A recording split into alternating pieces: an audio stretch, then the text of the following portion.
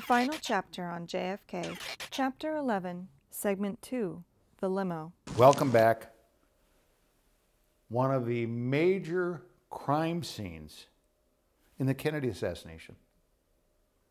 The JFK parade limousine was not investigated by any member of the Dallas Police Department.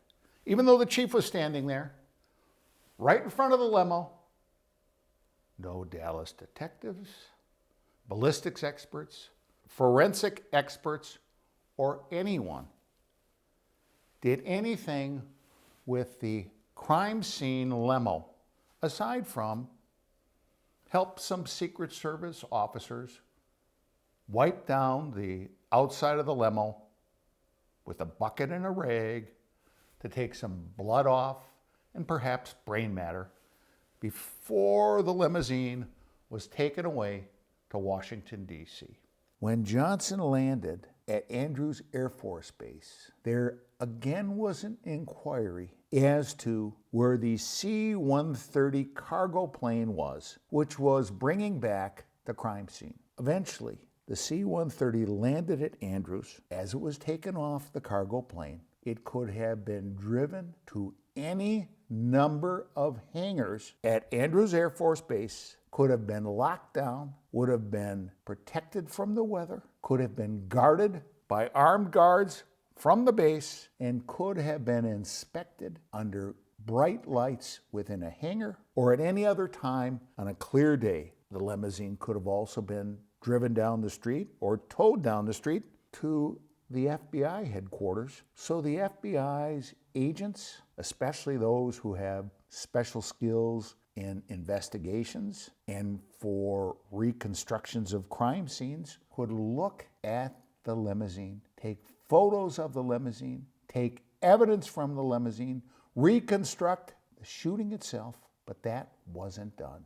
Rather, the limousine was driven to the White House, where it was put into the White House basement, a dim, dark basement with no bright lights, no floodlights, no high ceilings, no open area. When it was put into that White House basement, two of Lyndon Johnson's volunteers were told to inspect the crime scene. Now, the two volunteers that were told to inspect the crime scene were Secret Service agents. Their task must have been very difficult for them because they had no training, no qualifications to perform any type of investigation. There were no requirements in 1963 for any Secret Service agent to have any type of forensic, ballistic, investigative, or reconstruction skills whatsoever. What did they really do? From 10 that night until 12 that night, they looked at the vehicle, took 3 or perhaps 4 Polaroid black and white photos, not crime scene type of photos, not photos where you take it at a distance, get closer and closer, not have evidence markers, not use trajectory rods. They did nothing but examine the vehicle for bullet fragments. And they found 2, gave them to an FBI agent, who then ran them over to the FBI offices. Of course, it would have been easier if the limousine had been at the FBI offices, but they ran it over there, and a ballistics expert by the name of Robert Frazier was waiting to look at them. That is all they did. The limousine was then taken over to a Secret Service garage for White House vehicles and placed under a tarp where it sat and was probably going to stay until something happened. When the 2 bullet fragments got into the hands of FBI ballistics expert Robert Frazier, he became upset because he thought there should be more ballistic evidence in the vehicle. So, although this wasn't part of a scheduled investigation, Robert Frazier from the FBI lab grabbed 2 other employees who were also working in the FBI lab with him that evening, and they got in their car and they raced over to the Secret Service garage, ripped the tarp off, and began an investigation of their own. They didn't bring floodlights. They didn't use trajectory rods. They didn't take clothing from the 2 victims, put put them on mannequins, put the mannequins in a car, and try and reconstruct the scene. So what these 3 FBI agents did, investigating the vehicle, was only really looking for more bullet fragments. And they found 3. And they pulled them out and they marked them as an exhibit sometime around 4 a.m.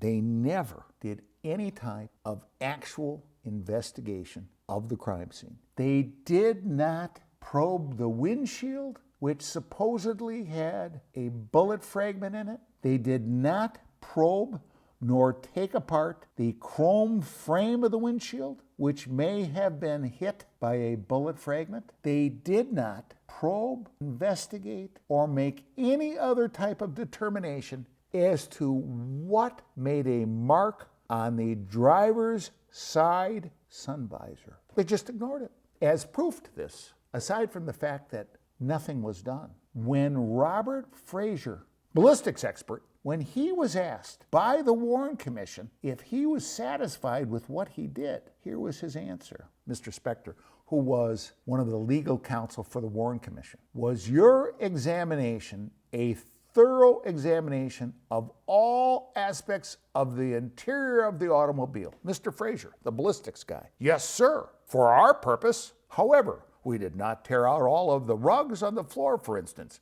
We examined the rugs carefully for holes, etc., etc. They didn't do anything for our purposes. And when he goes into his discussion, he talks only about looking for bullet fragments. Now, I may have mentioned that John F. Kennedy may have gotten a presidential funeral, but he only received a pauper's inquest. In the investigation that was done on the limousine crime scene was worse than a pauper's inquest. Tragically as it seems, Kennedy's autopsy was worse. See you in the next segment.